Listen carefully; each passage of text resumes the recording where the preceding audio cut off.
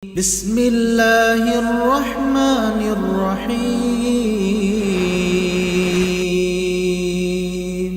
أعوذ بالله من الشيطان الرجيم. بسم الله الرحمن الرحيم. قد أفلح المؤمنون الذين هم في صلاتهم خاشعون والذين هم عن اللغو معرضون والذين هم للزكاة فاعلون والذين هم لفروجهم حافظون إلا على أزواجهم أو ما ملكت أيمانهم فإنهم غير ملومين فمن ابتغى وراء ذلك فأولئك هم العادون والذين هم لأماناتهم وعهدهم راعون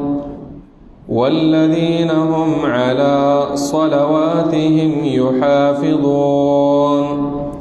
أولئك هم الوارثون الذين يرثون الفردوس هم فيها خالدون. سورة المؤمنون اتلسم سپارہ اول نمبر آیات د دې سورة المؤمنون دی. په دې سورت کې الله رب العالمین د نورو سورتونو په شان په شرک باندې رد کوي چې د الله نه علاوه بل هیڅوک حقدار د بندګۍ نشته، صرف د الله بندګي وکړي.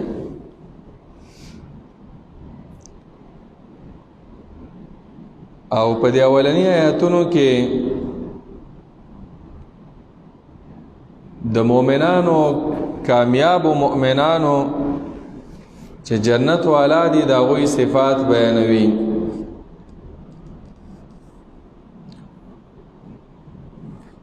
نو د دې مطلب دا دی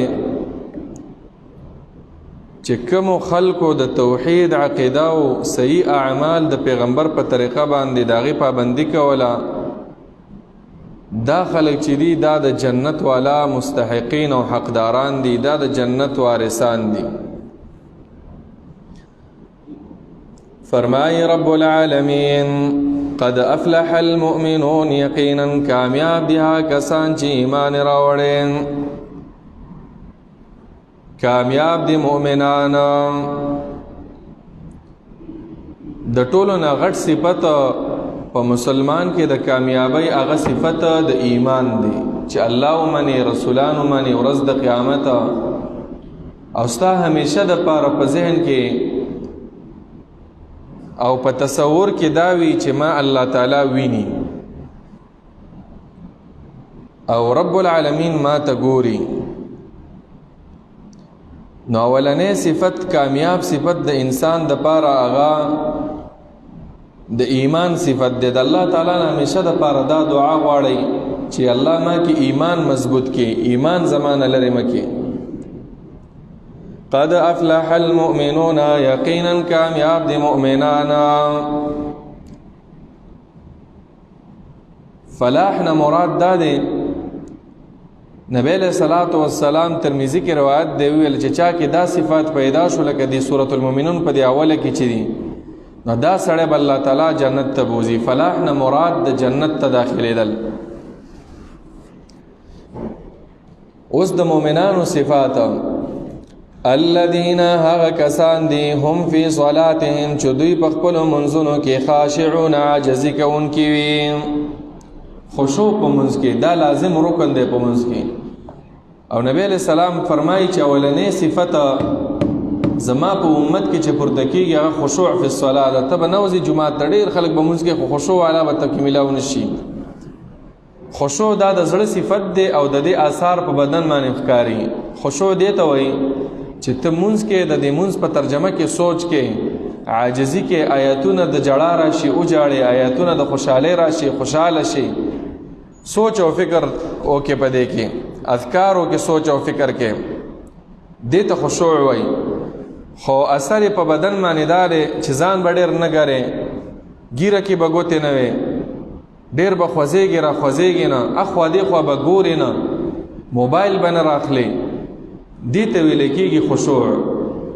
نو دا خشوع چې په مونږ کې وي دغه مونږ الله تعالی تقبل نه ندی به ډېر اسباب دي په حدیثو کې چې خشوع به سړی کې څنګه راځي خو د ټول نه لوی سبب هغه دا دی چې سړی د مونږ په ترجمه پوي د مونږ په ترجمه چې ته پویدل استا مونږ کې خشوع راتلی شي توجه عاجزي والذین هم عن اللغو معرضون او هغه کسان دي هم چې هغوی عن اللغو د بې فایدو بیکاره خبرو او کارونو نه معرضون مخ ګرځونکي وي سوچ کوئ په دې ایتونو کې ښه چې دا صفات ما کې شته او که نشته زه د جنت مستحق یم او که نه یم دې آیات کې بل صفت بیان شو چې لغو ویل کېږي عبث کارونه فضول ګناهونه کفر شرک بدعات دارنګ خپل وخت فضول تیرول بیزایا خپل ټول د روزې د عبادتونو په وختونو کې تسکه یا کرکټ کې یا فوټبال کې یا ویډیوګانې ګوري یا ډرامې ګوري یا فلمونه ګوري دا ټول لغو ده اوس چې کم سړی د لغو نه اعراض کوي دا مؤمن دی چې نه کوي د پزړه کې ایمان نشته ایمان به خو لګ دی پکې کامل ایمان نشته ځکه چې کامل ایمان پکې وي دی به د عباسیاتو ته نه پرېښودو او کامل ایمان پکې نشته ځکه د وختونه چې دي هغه په عباسیاتو په فضولیاتو په بیکار شیزونو کې لګي نو مؤمن دا دی والذین هم هغه کسان دي چې دوی عن اللغو د بې فایدې کارونو نه او د بیکاره کارونو نه معرضون مخ ګرځونکي وي چې مخلم راشي هغې له ټیم نه ورکوي سورة الفرقان کې به راشي واذا مروا باللغو مروا کرامه چې کله داسې تیریږي واسې فضول بحث وي ګپ شپ وي خنداګانې وي هغې نه تیریږي بل طرف ته ځي معنا عبادت ولې نه کوم علی الاقل که عبادت هم نه کوي نو د ګناه کې خو ځان مه مشغولوم بل صفت دا دی د کامیابو مؤمنانو والذین هم هغه کسان دي چې دوی للزکات زکات لرا فاعلون ورکونکي وي ادا کوونکي وي زکات دو معنا ده یو زکات دا دی چې ستا په مال کې پتا باندې زکات ورکول فرض شي دا به م ورکې او دویم دا دی للزکات فاعلون چې کوونکي وي داسې کارونه چې د دوی نفس پې پاکېږي قرآن ترجمې ته کېناستل د علماو بیانونو ته کېناستل داسې پټ پټ اعمال کول تهجد کول نفلی روجې نیول دې ټولو ته شامل دی بل صفت دا دی والذین هم لفروجهم والذین هغه کسان دي کامیاب مؤمنان هم چې هغوی لفروجهم خپلو فرجونو لرا خپلو عورتونو لرا فروج ویل کېږي زید شهواتو حافظون ساتنه کوونکي وي یعنې حرامو کې نه استعمالوي د خپل فرج حفاظت دا دی الله تعالی طریقه ښودلې ده دلته په دې ورپسې آیات کې چې نکاح وکړه د نکاح نه بغیر د خپل فرج او د عورت دغه استعمال چې دی په هره طریقه چې کوي دا ټول ناروا دي امام شافعي رحمه الله فرمایي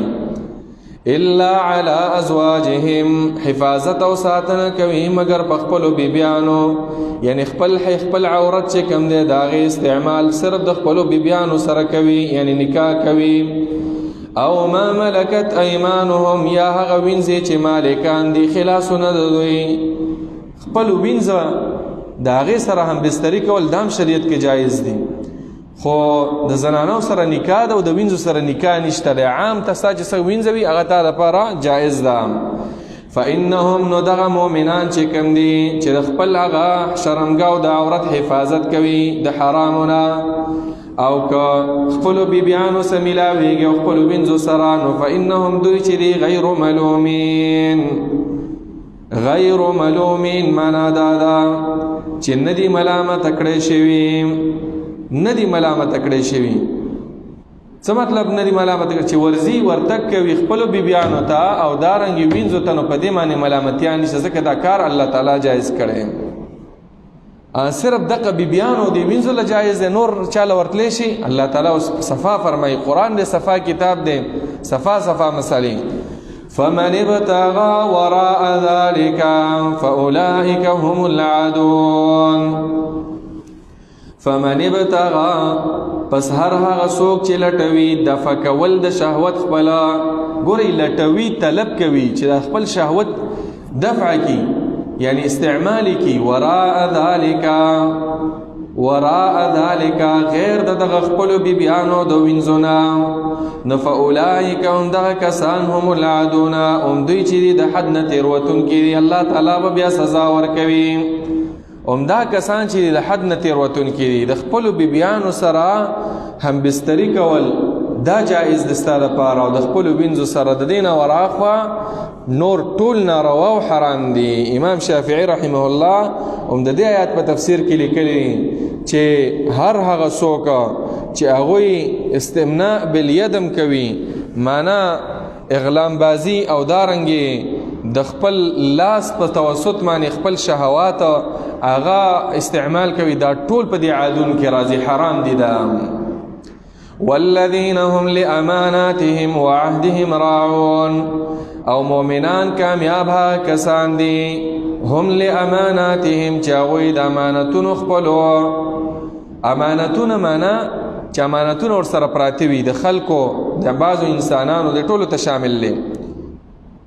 کاغه دینی امانت وي او کدارنګ دنیوي امانت وي. دینی معنا تاسو سره علم دی، دا علم رسې، شهادت دی، گواهی د مقرره گواهی بکې یریږي بنا. او دنیوي امانتونه لکه چا د پیسې درکړي، چا در باندې اعتماد کړي، چا در سره خبره راز ساتلې ده، دا په پټه ساتي. نن سبا په دې زمانه کې د امانت بالکل نشته. حدیث کې داسې راځي چې ورځ د قیامت ته نږدې داسې زمانه به راشي چې د امانتدار خلک به ختم شي، او داسې اشاره به خلک کوي چې فلانی کلی کې یو سړی د هغه امانتدار دی، او دا حقیقت دی. نن سبا په دې زمانه کې ډیر کم خلک دي چې امانتدار دي، نو دې وجې نه کامیاب خلک هغه ډیر کم وي. نو دا صفت ځان کې پیدا کول پکار دي، امانتداري. وعهدهم، او د لوزونو خپلو چې لوز دې کړی وي د چا سره. لوز دې ته ویل کېږي چې تا په ځان باندې یو شیز لازم کړی وي چې زه به تا سره داسې کومه چې یاره فلاني سړي سره مې دا لوز کړی، زه به تاله د میاشتې 1 روپۍ در کومه، خرچه به در کوم، دا مې لوز کړی دی چې ستا پلانی مشکل چې دی هغه به تاله زه حل کوم. نو دې ته لوز دی، پښتو کې چې ورته ژبه وایي. چا سره د ژبه وکړله نو دا ژبه دا به بیا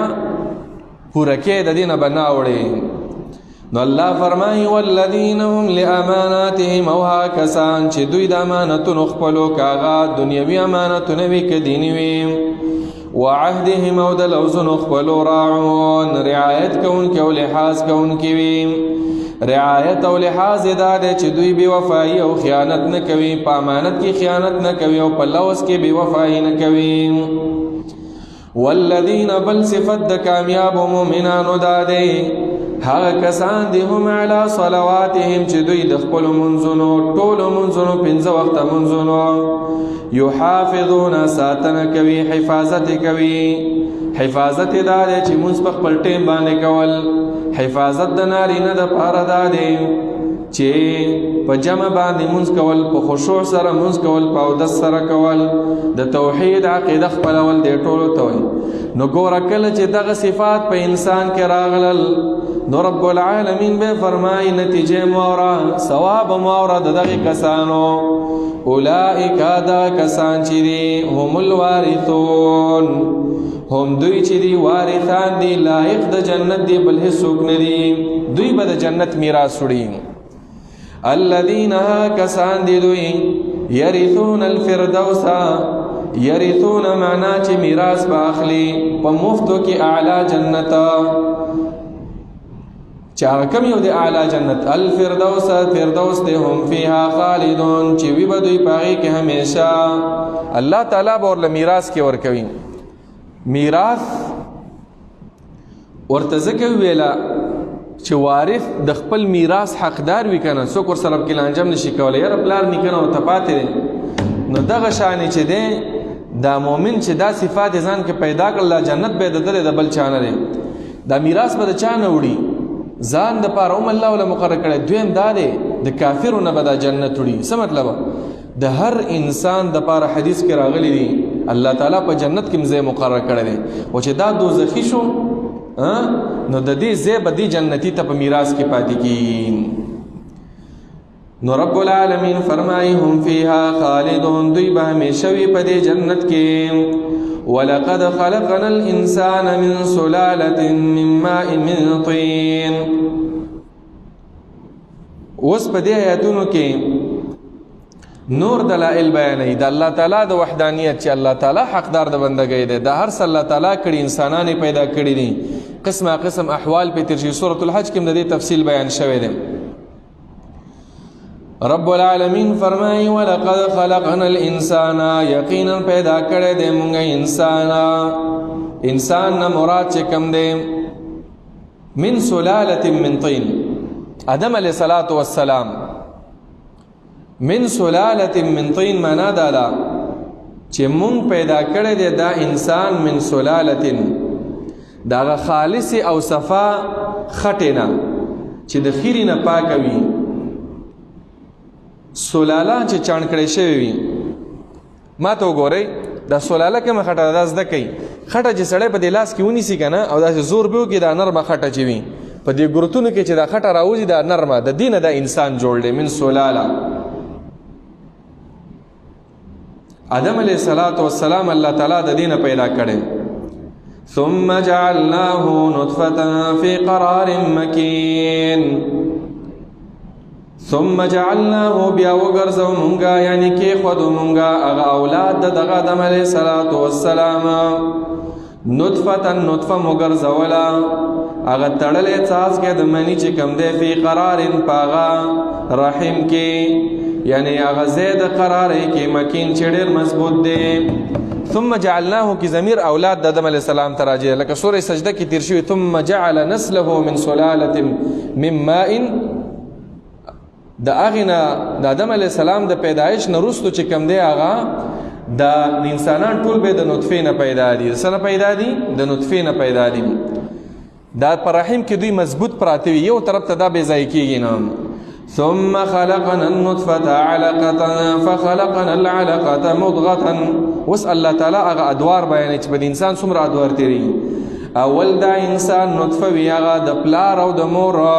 هغه وبد منی وی داغه د رحم کې پراته وي ثم خلقنا النطفة علقة بیا شکل ورکو موږ دغه نطفه ته علقه ټوکړه د وینې علقه ورته ځکه وایي چې دا نخلي دي رحم پورې فخلقنا العلقة نو شکل ورکو یعنی جوړه کو دغه علقه او دغه ټوکړه د وینې مضغه هغه څه شی ته جوړه کو هغه ټوکړه او پوټه د غوښې ته جوړ کو فخلقنا المضغه نو شکل فسوګرځو موږ دغه ټوکړه دغه غوښې دا وګرځو مونږه عظاما اغا اډوکو لرا یندې کې به اډوکی جوړ کو اول وینوي نطفه وی بیا غینه وینه جوړه شي دا غینه غوخه دا غینه رستو مونږه پکې اډوکی وراچو رب العالمین چې انسان جوړي فكسونا العظام لحما نمونغا وراغند العظام دي اډوکوتا لحما بیا نور غوخه داسې بس به اډوکی ورشي دا اډوکو له پاسه به غوخه راشي دا ټول رب العالمین کوي او په دې تورو تیارو کې فی ظلمات ثلاث د مور د بچیدانی په تیاره کې بیا غد بچیدانه کې دنه یو پردوی د هغه په تیاره کې د شپې په تیاره کې الله تعالی څومره قدیر ذات دی ثم انشأناه خلقنا آخر نو بیا پیدا کومنګا د انسان لرا خلقنا آخر په بل پیدایش سره معنا ماشوم پیدا شي بیا فتبارك الله بركت على دي الله تعالى بركتون على دي الله تعالى احسن الخالقين چړر خ پیدا کون کې ذات دي خسته شکل جوړون کې ذات دي الله تعالی انسانانو لډر خسته شکلونه ور کړی دي او دا د الله تعالی دی قدرت وګوري د هر انسان شکل جدا دی د یو مور پلار بچی وي خود هر انسان شکل صورت جدا دی د هر انسان आवाज جدا دی د هر انسان د ګوتو د بندونه چې کم دي دا خاپونه چې په دې ګوتو په دې سرونو کې دي بندونو کې دا جدا دي د هر انسان خوې جدا دي عادت جدا دي ثم انکم بعد ذلك بیا تاسو چې انسانانو بعد ذلك پس د ژوند کول استاسنا چې تاسو د ژوند تیر کوي په دې دنیا کې یې بیا به څه کېږي لمیتون بیا به تاسو وفات کېږئ مړه کېږئ به مرګ به په تاسو باندې بیا راځي ثم انکم یوم القیامت بیا به تاسې په ورځ د قیامت باندې تبعثون من بیا به ژوندي را پاسولی شئ د قبرونو نه د حساب دپاره دې کې اشاره ده دې خبرې ته چې انسانه ته ګوره فضول پیدا نه یي ته چې پیدا یې د آخرت دپاره تا سره به حساب او کتاب کېږي ته به په ورځ د قیامت د تا سره حساب کېږي نو د هغه ورځ دپاره ته تیاری وکړه ولقد خلقنا فوقكم 7 طرائق وما كنا عن الخلق غافلين وس د نور دلائل الله تعالی بیانې عقلی دلائل چې رب العالمین هغه لایق د بندګۍ دی د الله تعالی سره به څوک شریک نه ګرځي ځکه د اسمانونه هم الله تعالی پیدا کړي نو ستاسو پیران او ستاسو باباګانو او بوتانو دوی څه پیدا کړي نه انسان پیدا کولی شي نه اسمان او نه ځمکې نو رب العالمین فرمایي ولقد خلقنا یقینا پیدا کړي دي مونږه فوقکم د پاسه د سرونو ستاسو 7 طرائق ولارې 7 طرائق د دې نه مراد واسمانونه دي واسمانونه الله تعالی پیدا کړي دي واسمانونه الله تعالی پیدا کړي وما كنا عن الخلق غافلين او نیو مونږه د مخلوق نه خبره ټول مخلوقات چې څه کوي عزیزانو د دې ټول نه الله خبره ده معنا د اسمان نه هم الله خبره ده الله رب العالمین چې دی د اسمان را پریوتو ته نه پریدي د هغې حفاظت کوي انسانان چې کوم اعمال کوي په اسمان کې چې څومره مخلوقات دي په دې ټولو باندې عالم څوک دی الله تعالی دی وأنزلنا من السماء ماء بقدر فأسكناه في الأرض او را نازلو مونږه د اسمان نه معنا د وریځونه ماء اوبه بقدر معنا په اندازه باندې دومره اوبه نه راورو چې د انسانان په هلاک شي او ډوب شي او داسې نه کو چې دا اوبه داسې بندې کو چې دوی د ولږې نه مړه شي بلکې په اندازه باندې راشي په کویانو کې او په سیندونو کې دا اوبه بیا محفوظ پرتې وي په دې ځمکو کې بقدر په اندازه باندې فاسکناه فی الارض نو فاسکناه وسولی دی منګه دغه اوبه فی الارض په ځمکه کې یعنی زی ولا ورکو منګه محفوظ ساتو په دې ځمکه کې دننه وإنا على ذهاب او منګه چې یو على ذهاب په بیولو باندې په ختمولو باندې به د دې اوبو یعنی په وچولو باندې لقادرون خامخا قدرت لرونکیو الله تعالی قادر دی چې دا اوبه چې په دې ځمکه کې دي دا کته لاړې شي بیا کوی کنه اوبه به نه راخیږي ډېرو علاقو کې اوس داسې وشو که ونه شو په 1 فوټه او په 1 غز او په 10 غزه کې به اوبه راوتلې اوس 100 غزه کې نه راوځي الله تعالی وایي چې موږ په دې قادر یو قرآن کې هم داسې راغلی دي په سورة تبارک الذي اخرنی آیات دی قل ارأيتم ان اصبح ماؤكم غورا اے انسانانو تاسو ما ته خبر راکئ که الله تعالی ستاسو د اوبه جوړې وګرځئ فمن یأتیکم بماء معین نو څوک شته چې تاسو له دې ځمکې نه اوبه راوباسي نه یعنی دا اوبه چې د دې ځمکې نه راوباسي داسې قادر مطلق ذات دا صرف او صرف څوک کوي الله تعالی فانشأنا لكم به جنات من نخیل پس پیدا کړل مونږ تاسو لرا به په دې اوبو سره جنات جنتنا منا باغنا من نخیل د کجورو و عناب او دارنګي د انګورو کجور او انګور دي کې فائدې ډېرې دي او دا په جنت کې هم دا میوې ډېرې په دې کجورو کې ځان له چې کم دی د 200-300 نه زیات قسمونه صرف په یو ملک کې دا قسمونه ډېر زیات دي کجورو کې هم او په انګورو کې هم ناشنا قسمونه دي او د دې هر یو خوندم جدای په دې عربو کې اوس د دې سعودي حکومت یو کتاب چاپ کړی پای کې 880 قسمه کجور صرف په سعودي عرب کې کیږي او د هر یو نوم جدا شکل جدا او دا ټول د عربانی دای پیژني غټ قسمونه موږ تاسو عجم خلک موږ یو څو قسمونه پیژنو نور په دې کې ډېر قسمونه دي نو الله تعالی ځکه خاص کړ دا کجور ذکر کوي چې ظاهر کې کجور بوټه یو دی خود دې هر یو میوه جدا جدا ده لکم فیها فواکه کثیرة اشتره پدې باغونو کې ستاسو د پاره فواکه میوه کثیرة ډېرې زیاتې اے معنا دا کچېرې تاسو ګورئ په دې کجورو کې ناشنا کجورې په انګورو کې ناشنا انګور دي دویم دا دی لکم فیها اشتره پدې باغونو کې ستاسو د پاره ډېرې میوې نور میوې لکه مالټې شوې، انار شو، په دې باغونو کې ملاویږي که نه؟ دا ټول الله تعالی پیدا کړي. ومنها او د دغه میوونه تأکلون تاسو خوراک کوئ. وشجرة تخرج من طور سیناء او پیدا کړي د مونږه څه شی؟ شجرة هغه ونه د څه شي؟ د خونه. په دې خونه کې ډېرې فایدې. دا زیتون چې په ورته وایي که نه، دا زیتون تیل چې پیدا کېږي، دا زیتون چې پیدا کېږي. تخرجو معنا دا دا چې راوځي من طور سیناء د غر د سینا نه. سینا د مقام د یو مقام ځای دی، نوم دی، د یو ځای نوم دی. او یا چې د سینا ښایسته ته ویل کېږي، د ښایسته غر نه. تنبتو بالدهن، تنبتو معنا چې رازرغونیږي د غوړو سره، وصبغ او د ترکارۍ او د سالن سره، للآکلین د پاره د خوراک کوونکو. څه مطلب؟ داسې یوه ونه ده چې د هغې نه تیل هم راوځي. دغه تیل به څه شی وي؟ خلک پې ځان هم غوړوي، او دارنګې خوراک معنا بعضې خلک یې په خوراک کې هم اچوي. دا ټول الله تعالی کړي دي. وَإِنَّ لَكُمْ فِي الْأَنْعَامِ لَعِبْرَةً او خامخا شته ستاسو دپاره فی الانعام په څارو کې لعبرة خامخا عبرت دی ستاسو دپاره. ستاسو دپاره په دې څارو کې سوچ وکئ. څنګه سوچ وکئ چې الله تعالی ستاسو تابع کړي دي، تاسو ته قسمه قسم دا فایدې ته اخلي. الله یې خپله بیانوي. نسقیکم مما فی بطونها، اسکو مونږ په تاسو باندې مما د هغه څه نه فی بطونها چې په خېټو د دې څارو کې، په خېټو د څارو کې هغه څه شی دي چې هغه شوده دي. شوده دي او په دې کې به قسمونه د دغه شودونه لسی او شملې جوړیږي، کوچ ته جوړیږي او نور ډېر شیزونه ته جوړیږي. دا ټول الله تعالی وایي دا مونږ تاسو له درکوو.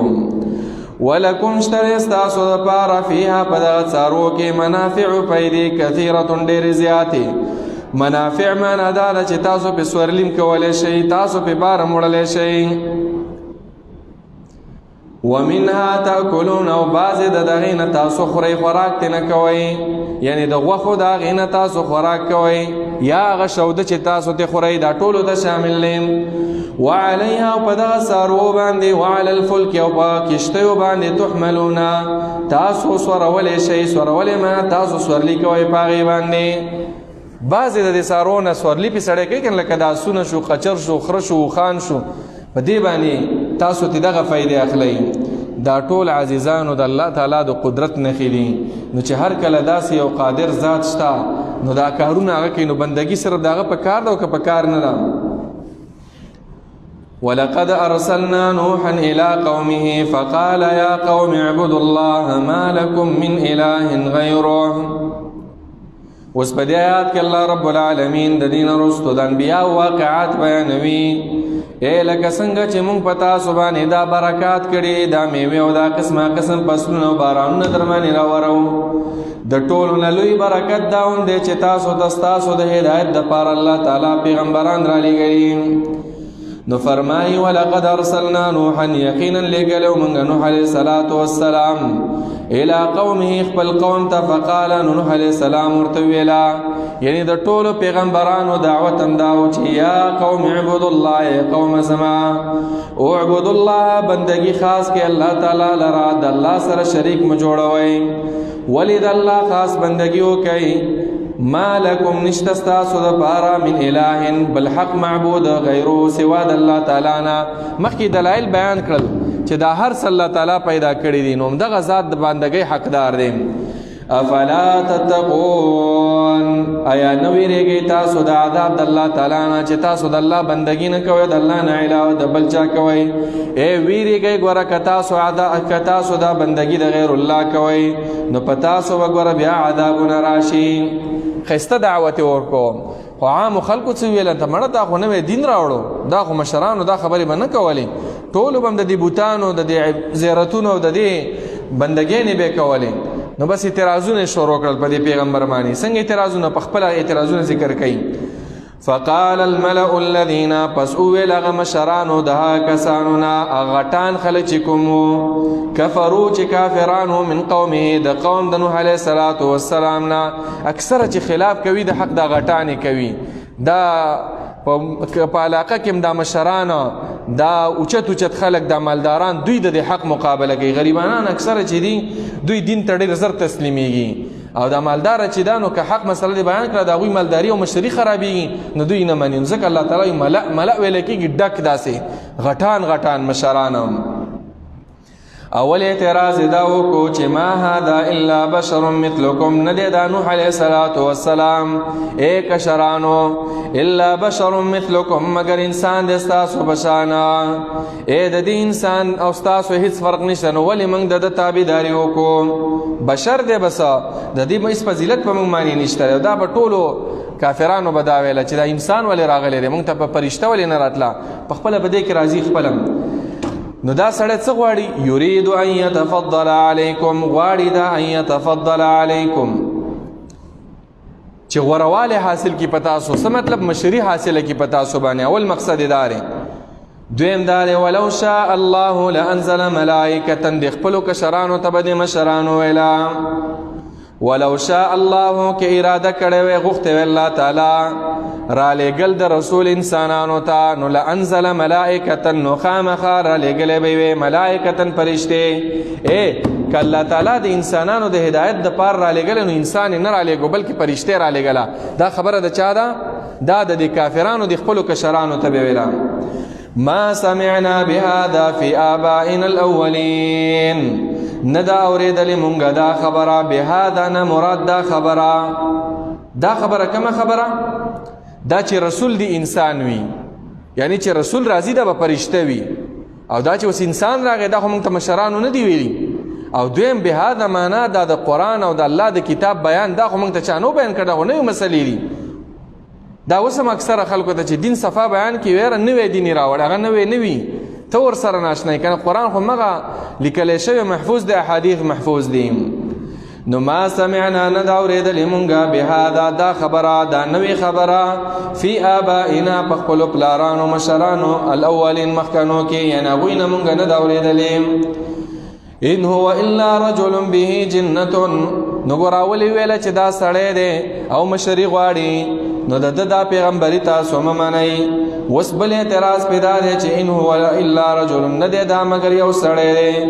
به جنة چې په ده باندې لیونتوب دی، پیران پې راغلي په ده باندې لیونی دی. فتربصوا به حتی حین، نو انتظار وکئ تاسو تر یو وخته پورې. فتربصوا انتظار وکئ به معنا دا ده په باره د کې حتی حین تر یو وخته پورې. څه مطلب؟ لږ صبر وکئ یا به مړ شي او یا چې کم دی دا لیونتوب به ختم شي، دماغ به کار شروع کی، واپس به زمونږ د دې بوتانو بندگی شروع کی. دا د ټولو نه لویه بېعزتي وه د پیغمبر چې دوی به داسې ویله، پیغمبر ته به داسې نسبت کوم. نو بس نوح علیه السلام هم نور تنگ شو، 9.5 کاله تیر کړل. تفصیل د واقعي مخکې تیر شوی سوره هود کې. بس به خیرا وکړله چې یا الله بس دا قوم نسیده کېږي، الله ته پې عذاب راولېږي. قال نو ویل نوح علیہ السلام رب انصرنی، اے رب زما مدد وکړه زما، بما کذبون په سبب د هغې چې دوی نسبت د درو کوي ما ته درو جنوایي. اے الله ته پې عذاب راولېږه چې زما رښتینوالی ثابت شي. زه ورته وایم چې د الله تعالی نه علاوه د بل چا بندګي مه کوئ، ګوره عذاب به در باندې راشي، دوی ملنډې کوي. پرېږده چې د عذاب پې راشي چې پته ورته ولګي. نو الله تعالی ام دعا قبول کړه. فاوحینا الیهم، پس وحی وکړه موږ نوح علیه السلام ته ان اصنع الفلک، چې جوړوه کشتۍ لره باعیننا په مخامخ د سترګو زمونږه، و وحینا او په وحی زمونږ. وحی نه مراد زمونږ په امر او ښودلو باندې، مونږ چې درته څنګه وایو دغه شانتې جوړه کړه کشتۍ، الله ورته طریقه مو ښودله. فاذا جاء امرنا، پس هر کله چې راشي حکم د عذاب زمونږه، وفارت تنور او اخوٹ کیږي هغه تنور. اخوٹ کیږي تنور معنا هغه فیصله د عذاب دادا چې د اسمان نه به موبه راشي، د ځمکې نه به راشي. په سورت هود کې دي چې دا بارانونه پرې راوورېدل تر دې پورې چې کله وفارت تنور په دې تنور کې اوبه راوخوټ کېږي، معنا دا چې دا تنور اوبه هم راډکې شوې، نو په دغه ټایم کې به تاسو به کشتۍ ته وخېژئ. خیال هم دې خبرې ته چې اندازه د اوبه دونه شوله چې دا ځمکه پې لږه دغه شوله، نو په دې ټایم کې به تاسو کشتۍ ته به وخېژئ. نو فسلک فیها ورننه باسا پدې کشته کې من کل زوجین د هر قسمنا جوړه اثنین دوا معنا نارینه او زنانه د هر یو شی نه د حیواناتو پیشو ده کنه نر او خزه بګشته کنه سپې ده خر ده خره ده دا ټول انسانان دي د دې هر سنه جوړه دي کشته تا اغا وروخه جولا واهلك او خپل اهل دي معنا خپل کور والا الا من سبق عليه القول مگر هغه څوک هغه به کشته ته نه پرې دي سبق عليه القول چې مخکې شوی دا په هغه باندې فیصله د عذاب منهم د دوینا خبر او فیصله د عذاب دغه په اهل کې هم سونه مې د نوح علیه السلام په اهل کې کنعان د هغه زوی مخکې تیر شوی دی چې هغه کشته ته پرې نه خو د جته نه راخیږي بس هغه مغه شان هغه وب چې کله به ډېر شولې به غرق شو او نوح علیه السلام د سترګو د وړاندې الله تعالی به ورته فرمایل ولا تخاطبني في الذين ظلموا او مکه خبر زما سرا فباردا کسانو کې ظلمو چې ظلم کړي معنا سفارش به ګور نه کې دا ظالمان بزهلا کوم ګور بیا به په رحم ناراضي انهم مغرقون یقینا دوی بغیر کولې کې غرق بکړي شي دوی زکه دوی د الله خلاف کړي د الله د رسول خلاف کړي فاذا استويت انت ومن معك پس هر کلا چې برابر شته نوح علیہ السلام انت تا برابر شي معنا توخی دې کشته تا او خو مستقیم شي تو ومن معك او هغه څوک چې تا سره دی علما ولیکلي تقریبا اتیا کسانو چې په دې ایمان راوړل په 9.5 کال کې نور هیڅ خبر نه ومنلي او دا مکسره د خپلوانو برابر شي پس شي باندې علی الفلک په دې کشته باندې نو دعا به فقل الحمد لله الذي نجانا من القوم الظالمين تبو الحمد لله ټول صفاتنا د کمال ستاین صرف الله لره د غزاد دی نجانا چې نجات را کړو مونږ ته بچ کړو مونږه من القوم الظالمين د قوم ظالمانو نه چې د کشته ته څوک خطلې دی په دې عذاب ناراضي دا به د عذاب نه بچوي او د کشته نه علاوه چې څومره انسانان دی په دې ځمکه دا ټول به دی وبو کې ډوب کړي شي او مغه شانتي وشو چې ټول هلاک شو نوح علیہ السلام واقعا دا په ډیرو سورتونو کې ذکر ده وقل رب انزلني منزلا مباركا وانت خير المنزلين وقل يا رب اي رب زما انزلني راكوز کړي مال را منزلا اغزيد راكوزيدو مباركا چې برکت والاوي وانت خير المنزلين او تغرد کوزون کو نه اي الله کشته ته خورا وختل او ډېر زیات شولې اغه د غر سر ته وختل دا کشته د دینه هوس کته کېدلم پکار دي نو په دې ټیم کې هم دعا غواړي ګوره د دې صورت مطلب دا دی نوح علیہ السلام چې کشته ته خطو د الله ذکر یو کو نه کو چې ادا الله رب العالمین مونږ بچ کړلو الحمدلله الذي نجانا الله بچ کړو چې کله راکوزي دو کې محتاج دي نو چې پیغمبران محتاج دي نو عام د انسانان چې دا دعوی ډیر لوی کوي دا الله ته محتاج دي که محتاج نه دي نو چې دا وایي چې مونږ نه محتاج دا خبره د دوی دروغ دي ان فی ذلک لآیات یقینا اشتری په دی واقعا د نوح علیہ السلام کې لآیات نغا عبرتون دی د قوم د عبرتون دی د عقل مندو لپاره وان كنا اگر چې یو مونږه یقینا یو مونږه لمبتلین خامخ امتحان کوونکې په انسانانو باندې مونږ ورا په ټولو انسانانو باندې امتحان کوو امتحان چې راځي د چا د طرفه د الله د طرفه چې په پیغمبرانو د امتحانونو راغلي او بچي هلاک شو ایمان را نوړو دا ګورسونه غټ امتحان دی قومونه تبا شو د امتحانونو په تاسو موږ راځي ثم انشأنا من بعدهم قرنا آخرين بیا پیدا کړل موږ من بعدهم رسل نوح علیہ السلام د قومنا قرنا آخرين اغا پیړی بل پیړی موږ پیدا کړل بل پیړی سوکو یا خدا عادیانو قوم د هود علیہ السلام او یا سمودیانو قوم د صالح علیہ السلام خو عام چې ذکر کیږي قران کې دا د هود علیہ السلام واقعا دا ډیره ورپسې ذکر کیږي نوح علیہ السلام پسې خو عام دی الله تعالی ویل قرن آخرین فارسلنا فيهم رسولا نو پس راولېږو مونږه فيهم په هغوی کې رسولا پیغمبره یا صالح علیه السلام یا هود علیه السلام منهم د دوی د جنس نو معنا د دوی د قوم نو ناشنا سړی نو ګوره ان اعبدوا الله نار پیغمبر به ورته دا د وینا وکړه چې ان اعبدوا الله بندگی خاص کړئ د الله تعالی ما لکم نشته دی ستاسو دپاره من اله لایق د بندګۍ غیره سوا د الله نه افلا تتقون یا نه یریږئ تاسو د الله تعالی نه ولې تاسو شرکونه کوئ بندگی د الله تعالی وکړئ د الله نه ویریږئ ګوره عذاب به در باندې راشي وقال الملأ من قومه نؤول مشرانو غټانو من قومه د قوم دغه پیغمبر چې هود علیه السلام یا صالح علیه السلام قوم څنګه قوم الذين كفروا کسان چې کفر کړو وكذبوا بلقاء الاخره او نسبت دروغ کړو بلقاء الاخره پاغه ملاقات د اخرت یعنی دا نه منله چې اخرت کې با موږ به اخرت ته ځو او اخرت سره به ملاویږو دا نه منله چې دوباره به راژوندي کېږو او موږ به قیامت له ځو یوه ورځ به داسې راځي چې موږ به د خپلو اعمالو سره مخ کېږو واترفناهم نعمتونه ورکړي مونږه مس کړي مونږه په ډېرو نعمتونو کې په دې دنیا کې فی الحیات الدنیا په دې ژوند دنیاوي کې اعتراف ویل کېږي ډېر نعمتونه بې حده نو دغه نعمتونو دوی مغروره کړي چې موږ سره خو جایدادونه دي او موږ سره خو ټیکنالوژي ده او موږ خو اوچت اوچت بلډینګونو کې اوسېږو موږ په دې دین باندې څه کوو الله تعالی وایي داسې ما مخکې قومونو له ورکړي خو بس هم په دې باندې غره شو مغروره شو چې عذابونه نشته دی هغوی هم دا اعتراض وکړو چې ما هذا نه دی دا پیغمبر الا بشر مثلکم ای کشرانو د مشرانو یې ویل خپلو کشرانو ته چې نه دی دا پیغمبر الا بشر مثلکم مگر انسان دی ستاسو په شانه ولې تاسو د انسان خبره منئ معنا یې دا وه که چیرې فرشته راغلی وی نو موږ به د خبره منلی وی خدای مسیبانه کوله الله تعالی نور صورتونو کې فرمایلی دي که فرشته هم راغلی او په شکل به د انسان راتلی چې دوی وپېژني چې فرشته په خپل شکل راشي نو دوی خو یې نه پېژني که نه د دې لپاره چې علم ته حاصل کړي په خپل شکل باندې نشي راتللی نور صورتونو کې دام دي فرشتې چې الله تعالی رالیږي د عذاب دپاره رالیږي یاکلوا مما تاکلون منه دا خو انسان دی خوراک کوي د هغه څه نه چې خوراک کوئ تاسو منه د هغه نه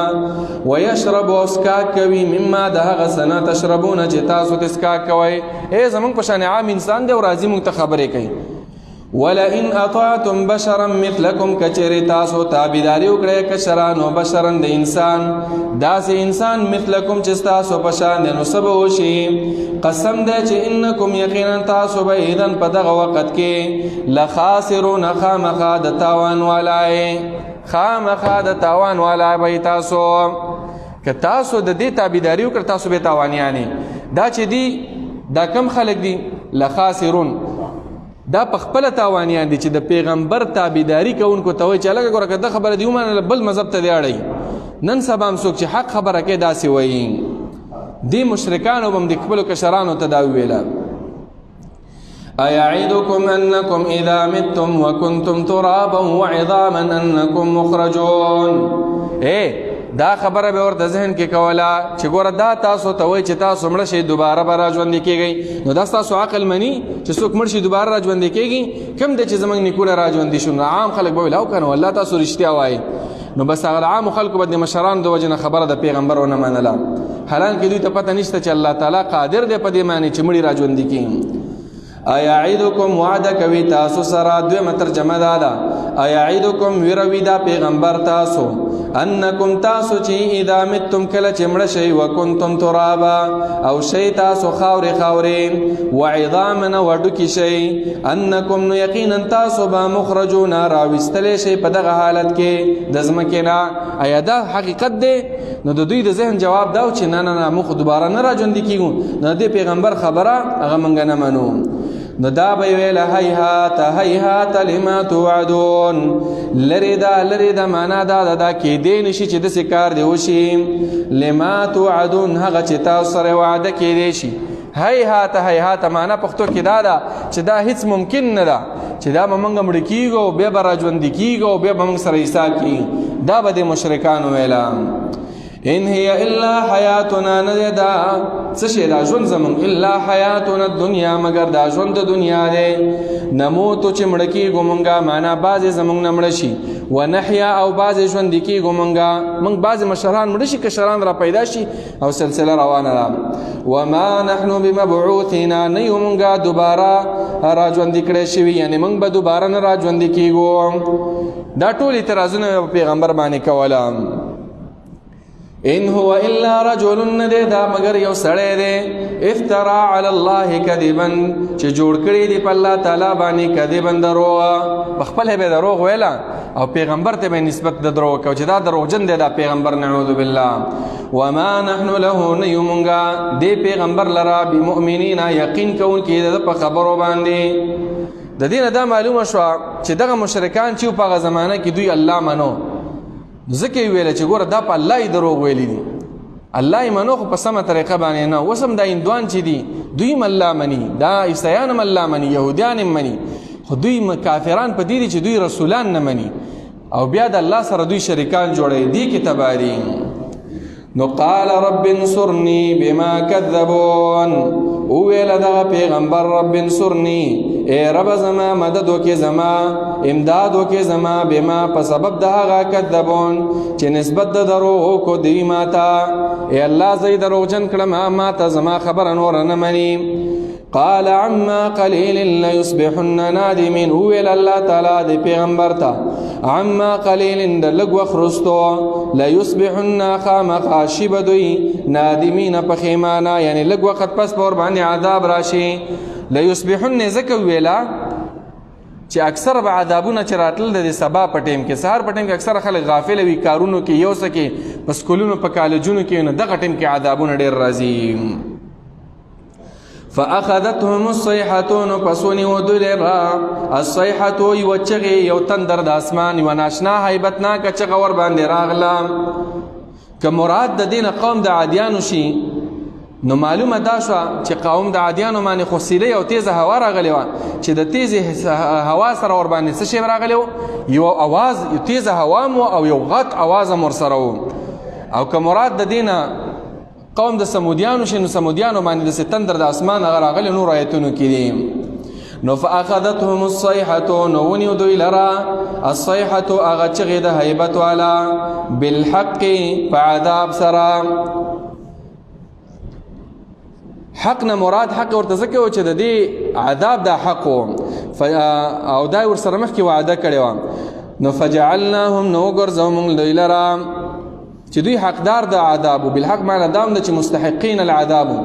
فجعلناهم نو ګرځول موږ دوی لرا غثاء ویل کېږي هغه خس او خشاک ته چې د سیلاب د پاسه وي داسې زره زره کړل لکه د خس او د خشاک په شانتي یا داسې زره زره کړل لکه د بوسو په شانتي فبعدا للقوم الظالمين هلاكت دا قوم ظالمان لپاره ثم انشأنا نبيا پیدا کړل مونږه من بعدهم رسلنا قرونا پیړی ډېری آخرین نور قومونه مونږ بیا پیدا کړل د دین رستو ما تسبق من امه اجلها وما يستأخرون ما تسبق من امه نوړان دکیږي هیڅ امه من امه اجلها د خپل نیټینا وما يستأخرون نرستو کی معنا د آیت چې عذاب د پاره کم ټیم مقرر دی هغه ټیم په خپل ټیم باندې هغه عذاب په خپل ټیم باندې راځي هغه عذاب نه مخکې کیږي نرستو کیږي نو اے انسانانو کر متوجه شي یو عذاب را روان دی که تاسو چرته ایمان بالله مضبوط نکو نیک اعمال نه کول نو تاسو باندې هم د عذابونه راځي لکه څنګه چې په دې قوم د عادیانو په قوم د سمودیانو دغه قومونو باندې چې راغلي وو ثم ارسلنا رسلنا بیا راولېږل مونږه رسولان تترا پر لپسې نور پیغمبران هم راولېږل کلما جاء امه هر کله چې براغه دغه پیغام کلما جاء هر کله چې براغه امه یو امه رسولها رسول دغه بور لراغه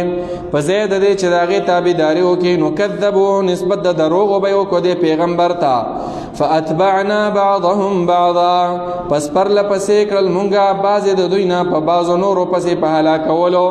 معنا دا چې موږ پر لپسې پیغمبران راولېږل دوی به هم دغه شان تکذیب کوو نو موږ به هم ورباندې عذابونه رالېږل او تباه کول به وجعلناهم نو ګرځول موږ دوی لره احادیثا هغه قصې د تعجب او قصې د عبرت نن سبا د عبرت قصې په قرآن کې بیان دي فبعدا لقوم نو هلاکت د دغه قوم د پاره لا یؤمنون چې ایمان نه لري دې آیتونو کې اشاره ده دې خبرې ته چې هیڅ کله د حق داعي د حق د دعوت کوونکي خلاف مه کوئ چې د قرآن درته بیانوي او صحیح حدیث درته بیانوي نو دا مه وایه چې تا نوی دین راوړو او د هغې خلاف مه کوه ځکه ضرور در باندې بې عذاب راځي اوس خو د پیغمبرانو سلسله ختمه ده نو علما پاتې دي وارثان پاتې دي چې قرآن چا بیانو صحیح احادیث بیانول د هغې خلاف مه کوئ ثم ارسلنا موسى واخاه هارون بیا راولېږل مونږه موسی علیه السلام واخاه دغه ورور هارون علیه السلام بآیاتنا په خپلو آیاتونو سره وسلطان او په دلیل مبین ښکاره دلیل مور له ورکړی و چې هغه امسا وه چې د هغې نه به خامار جوړېدو او یا به یې د تخر کې لاس ورکړو د هغې نه به رڼا راوتله او نور هم ورسره ډېر معجزات او سلطان مبین نه مراده دا دغوم دی چې تورات ورلا رب العالمین ورکړی و ښکاره دلایلو پکې که نه دا هم چا ته راولېږو الی فرعون ته وملئه او مشرانو د قوم د فرعون ته فاستکبروا نو هغوی هم لوی وکړله وکانو دوی قوما عالین هغه قوم متکبر او لوی کوونکي زورور یې ځان ته ویله نو د موسی علیه السلام خبرې ونه منله تکبر یې وکړم تکبر کې څه ویله مقه زوړ اعتراض چې دا خو انسانان دي د دې خبره موږ ومنو او بیا دا په بني اسرائیلو کې راغلی بني اسرائیل خو زموږ غلامانو ته اوس راپاڅېږي زما غلام او زما مخکې رالوشي او ما ته د دین خبرې کې دا خبرې ټولو د کافرانو دي عزیزانو نن سبا که یو بچی پلار دی او نصیحت وکړي نو پلار له په کار نه جا غوسه وکړي چې تو زما بچی یو ما نه پیدا یو ما ته نصیحت کوي چې خبره د چا حق و که بچی دی او که پلار دی که کشر و که مشر و بس د هغې خبرې ته کتل پکار دی هغه منل پکار دی فقالو نو دی فرعونیانو ویلا انؤمنو لبشرین آیا ایمان راوړو مونږه لبشرین د دو انسانانو د دو بندگانو مثلنا چې زمونږ په شان دي وقومهما او د دوی قوم چې دی چې بني اسرائیل دي لنا زمونږ د پاره عابدون خادمان او غلامان دي د دوی قوم ټول زمونږ غلامان دي نو معنا دا ده چې دا خو زمونږ غلامان دي او د دوی خبره به اوس موږ منو بیا زه بادشاه یم نو فکذبوهما نسبت د دروغ یو کو د دواړو ته هارون علیه السلام او موسی علیه السلام چې تاسو دروغ جنان یې فکانوا من المهلکین نو شو دوی د هلاک کړی شوونه دا تفصیلي واقعه په سورې طه کې بیان شوی وه ځکه الله تعالی اوس مختصر بیانوي ولقد آتینا موسی الکتاب یقینا موږ ورکړو موسی علیه السلام ته الکتاب تورات کتاب نه مراد تورات ورکړو د سره پاره لعلهم د پاره د دوی يهتدون چې دوی هدایت ومومي اشاره د دې خبره ته عزیزانو چې آسماني کتاب دا د هدایت د پاره الله را لګلې وي د لټیم ورکول پکار دي د دې معناس د کول پکار دي د دې په مطلب ځان پویول پکار دي د دې مطابق زندگی تیرول پکار دي وجعلنا ابن مریم وامه آیه او ګرځولی و مونږه ابن مریم هغه زوی د مریم چې عیسی علیه السلام و امه او مور دغه آیه یوه نښه څنګه نښه وه چې مریم بیبي هغې ته بې خاوند زوی میلاو شو او عیسی علیه السلام بې پلاره پیدا کړی شو دا څومره لویه نښه ده انسانان داسې کولی شي نه وآویناهما الى ربوة آویناهما معنا دا چې زی ورکو موږ دې دواړو ته الى ربوة هغه اوچت ځمکې ته ربوه ویل کېږي هغه اوچت ځمکه چې څربه وي څه دغه هم په داسې اوچته ځمکه نه وي چې صرف خشکه وي نه چې فصل هم پکې کېږي ښکلي وي پکې ذات قرار چې هغه خاونده دغه ځمکه چې کومه ده ذات قرار خاونده د څه شي وي د قرار او د آرام وي آرام پکې وي داسې ځمکه ده لکه بعضه بره د غر سر دی پټیم پکې کېږي او آرام دی پکې چې پکې اوسېږي نو خوند کوي دا د مرغانو اوازونه جنجالونه پکې نشته اتفاق دی اتحاد دی ذات قرار ومعین معنا دا ده چې د صفا اوبو ځمکه ده چې بهیږي پکې چینی دي پکې روانې دي نو داسې یو ځای ورله موږ ورکړی و واقعه د مریم بی بی او د عیسی علیه السلام هغه په سورته مریم کې تفصیلی هغه بیان شوی و. الله رب العالمین دې زمونږ او تاسو د ټولو شوق او رغبت د قرآن سره پیدا کی او رب العالمین دې موږ او تاسو په قرآن باندې پوي کی. آمین یا رب العالمین. وصلی الله وسلم علی نبینا محمد وعلى آله وصحبه اجمعین.